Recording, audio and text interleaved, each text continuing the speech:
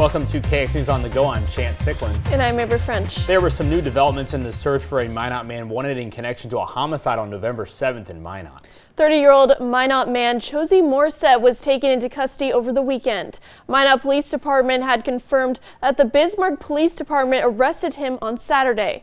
Morissette was identified as a suspect in the death of Anthony William Redmond on November 7th. The 30-year-old is expected to be charged with murder, a Class AA felony. Minot police say the investigation is ongoing. KX News will continue to keep you updated as new developments come out. This week, Vision Zero North Dakota is paying tribute to those who put their own lives on the line to save their fellow North Dakotans out on the road. As part of Crash Responder Safety Week, leaders across the state are honoring police officers, emergency medical service providers, firefighters, and other public works agencies that are first in line to respond to emergencies on the road. While it may be easy to pass by the sirens or emergencies you may see on the road, Vision Zero representatives want to remind people across North Dakota that these first responders are their neighbors as well. When we see flashing lights, those are people. Those are people that are responding to likely someone's worst day of their life. And that's a mom, that's a dad, that's a brother, that's a sister in that response vehicle that's going to help someone. And I think as the traveling public, we need to recognize that those are lives in those ambulances, in those cop cars, in those fire department trucks that are going to help someone. In the event of an emergency on the road, he also urges drivers to move over and give first responders the space they need to help save lives whenever possible. In other news, the holiday season is already around the corner, and one North Dakotan city spent the weekend putting the finishing touches on their Christmas preparations. Saturday marked day 2 of the Festival of Trees up in Minot, where visitors got to partake in all kinds of holiday-themed fun. What originally started as a market to sell Christmas trees has evolved into a community staple since taking off more than a decade ago. We had dueling pianos last night, and we had so many people come out that we actually had to set out extra chairs. We had to put people up on the mezzanine. It was crazy. And then we have vendor show, we have bouncy castles. Today we had horse carriage rides, we had a petting zoo, we had a live nativity scene. We have all kinds of stuff going on. I mean, on and on it goes. The Festival of Trees is held annually on the weekend before Thanksgiving, so if you weren't able to make it this time around, there is always next year. Good morning, Andre.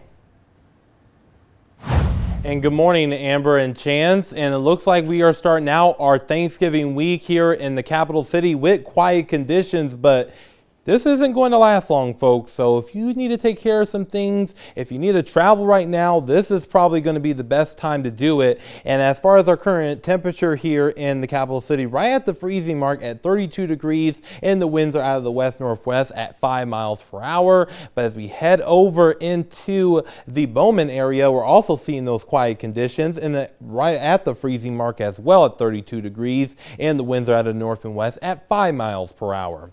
Now, looking at our current storm team radar right now, folks, we are continuing to see those clouds on the increase a little bit here in our northern tier counties and into our Montana counties as well. And this is just going to continue to increase throughout the day today, folks. So things are going to be starting to change here really soon. Now, as far as our current temperatures, our temperatures right now are mainly in the 20s and 30s. So it is quite a cool start to our day, but this is going to be child's play compared to what we're going to be seeing later on this week. Now, looking at our winds, they're out of the north about 5 to 10 miles per hour, so relatively light at this time. And we are going to continue to see those relatively light winds throughout the day today, so that is looking to be really good there. Now, looking at our highs for today, we're going to see temperatures climb up into the 30s and 40s. And again, folks, this is going to be the warmest that we're going to be seeing for quite some time. So say goodbye to those mild temperatures. Now, once we get into tonight, we will see those temperatures drop down into the 20s and perhaps a few low 30s in our southern tier counties. But here's the thing. This is when things will start to change, because we're going to be starting to watch our area low pressure here that's currently located in Montana and Idaho. And this is just going to continue to move its way towards the east, bringing us that potential of a accumulating snowfall across our viewing area. So that's something we're going to be watching very closely, and we have an area of high pressure that's going to be building behind it, ushering in cold air just in time for Thanksgiving Eve. So again, if you're traveling, make sure that you are bundled up and have some layers on you, because this is just going to be quite a cold time. Now, looking at our alerts right now, we do have that winter storm watch still in effect for our north and eastern counties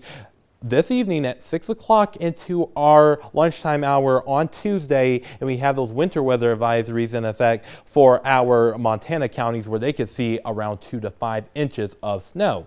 Now, looking at our precision cast at 11 o'clock this morning, this is where we're going to start seeing precipitation in the form of rain and or snow in our Montana counties, and then it starts really moving into our viewing area. By the time we get into our 5 o'clock here in Williston, we can see the potential of some heavy snow, and then we really will start seeing that change over here in the capital city by the time we get into later this evening. And it would not surprise me if we saw a little bit of that change over a little bit sooner than anticipated. So we're going to be watching that very closely, and then we'll transition to all snow once we get into Tuesday morning. And then once we get into our Tuesday afternoon, that's where those conditions will start to improve. Now, looking at our snowfall probabilities, looking at 2 inches looks to be a best bet here across a good deal of our viewing area, and as far as at least 4 inches, we are seeing that in our north and eastern counties, so that's going to be something to really watch out for sure. And looking at least 6 inches, it looks like our north and eastern counties once again